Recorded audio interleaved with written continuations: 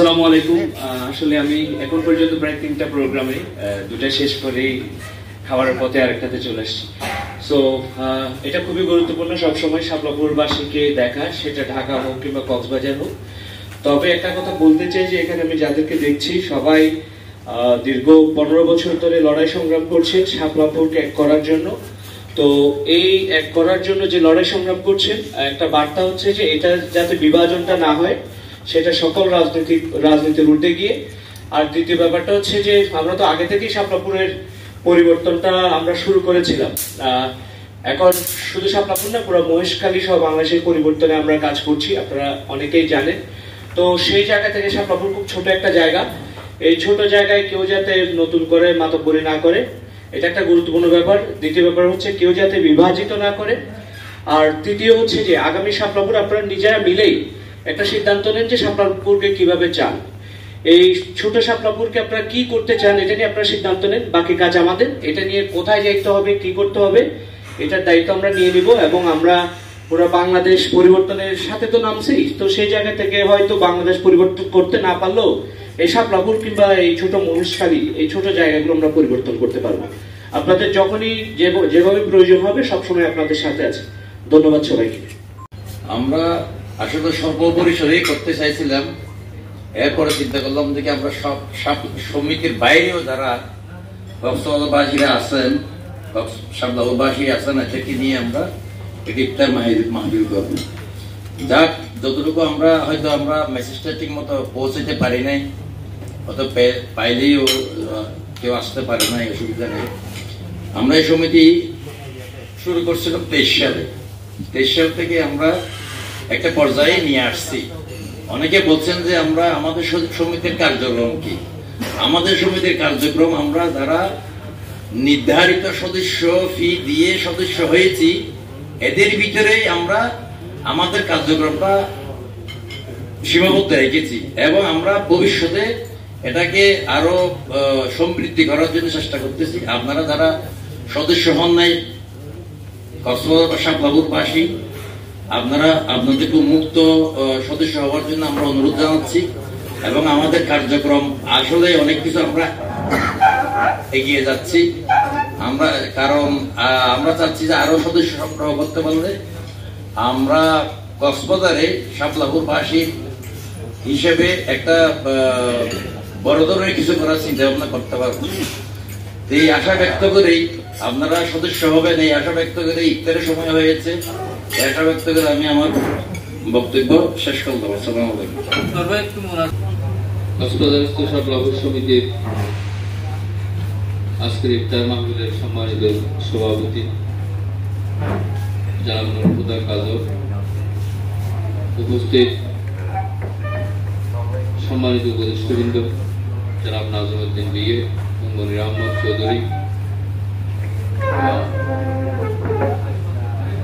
সম্মানিত সদস্যবৃন্দ, আসসালামু আলাইকুম ওয়া রাহমাতুল্লাহি ওয়া বারাকাতুহু। আমরা কক্সবাজারস্থ শাপলাপুর সমিতির উদ্যোগে ইফতার মাহফিল, আমরা সবাইকে নিয়ে ইফতারের মাহফিল করার জন্য আমরা সিদ্ধান্ত নিয়েছিলাম। সময়ের সংক্ষিপ্ততার কারণে আমরা যথাযথভাবে সবার কাছে দাওয়াত পৌঁছাতে পারি নাই, তার জন্য আমরা দুঃখিত। আমরা যথাসম্ভব চেষ্টা করেছি। মূলত আমরা আমাদের সমিতি শুরু হয়েছিল 2023 সালে। আমরা সিদ্ধান্ত নিয়েছিলাম ইফতার মাহফিলের মাধ্যমে। তো মাঝখানে একটু সমস্যা হওয়ার কারণে আমরা গত বছর ইফতারটা বড় শুরু করিনি। পরে যাই হোক, আমরা এখানে আমাদের সদস্য সংখ্যা প্রায় আমরা 50 পরিবার আছে। তো বাকি ঈদের প্রতি আহ্বান থাকবে, আপনারা এখনো যদি সময় সুযোগ আমাদের আছে আপনারা সদস্য হয়ে যাবেন। কক্সবাজারের বিলাসবহুল একটা হোটেলে বসে আমরা ইফতারের আয়োজনে যে হবে শাপলাপুরের লোকজন নিয়ে, এগুলা কারো স্বপ্নেও ছিল না। আছে আমাদের আরো অনেক সম্পদ অর্জন হয়েছে, এটা সম্ভব হয়েছে আমাদের। এটা তো আল্লাহর রহমতে, আল্লাহ তো যুগে যুগে এক এক সময় এক একজনকে দিবে। আজকে আমাদের প্রধান হলো কাজল, নুরুল কাজল। এই নুরুল হুদার কাজের কারণে আমরা এই পরিসরে অনেকটা মানে বসতে পারা, এরকম একটা সুন্দর পরিবেশ উপভোগ করা, এটা একমাত্র ওর অবদান। আল্লাহ তাকে আরো হোক, এটাই আমরা কামনা করব। যথেষ্ট দিয়েছে বলে আজকে এলাকার মানুষের জন্য, শাপলাপুরের মানুষের জন্য মানে এরকম একটা ব্যবস্থা করে আসতে।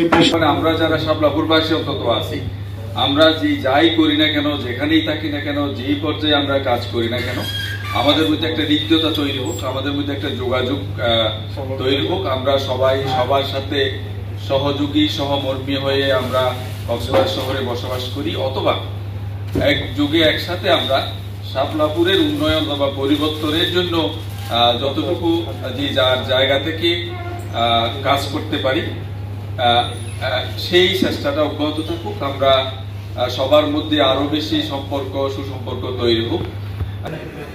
আজকে কেন এসেছি এখানে, আসা শুধু এটাই উদ্দেশ্য, আপনারা কেমন আছেন এবং আমি কেমন আছি এটা জানানোর জন্য, এবং জানার জন্যই আমি এখানে উপস্থিত হয়েছি। আমি প্রত্যেক বছর নিয়মিতভাবে আজকে 10 বছর আমি এটাকে থাকছি।